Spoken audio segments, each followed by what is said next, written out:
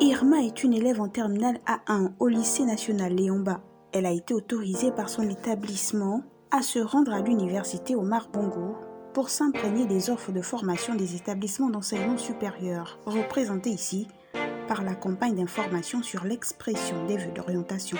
Elle avait rêvé jusqu'ici d'être médecin, mais ses notes ne lui permettent pas d'opter pour cette formation. Depuis plus petit jusqu'au 6e, j'avais un rêve, je voulais être docteur. On va dire que c'est le rêve de toutes les petites filles, tous les enfants. Je voulais être docteur, mais en fonction des notes que j'ai pu avoir, je me suis rendu compte que ça ne correspondait pas à ce que je voulais faire.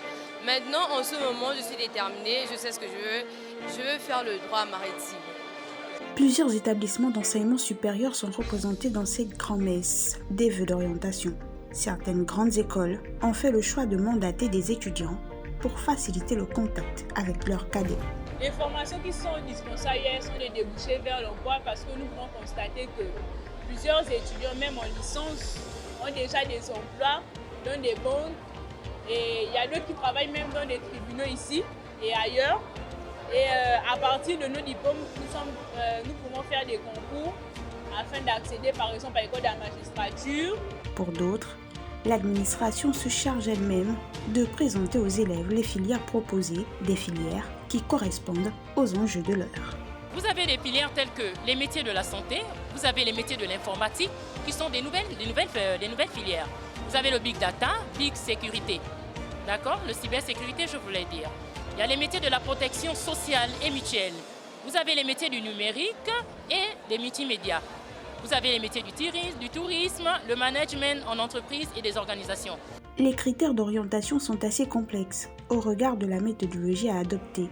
Il s'agit d'un processus entamé depuis le premier cycle. Le rôle du conseiller d'orientation est de permettre à l'élève de découvrir ses propres aptitudes pour les orienter vers les filières adaptées.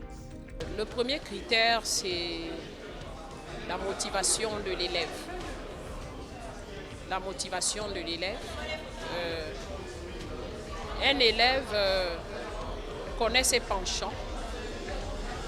Il connaît ses penchants. Et depuis les petites classes, il sait ce qu'il a envie de faire plus tard. Donc, c'est d'abord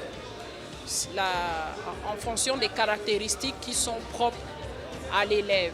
Certains élèves ont réussi à identifier une école qui offre la formation adéquate à leurs ambitions. Pour ce qui concerne l'établissement proposé, ici dans cette foire, il y a beaucoup de choix.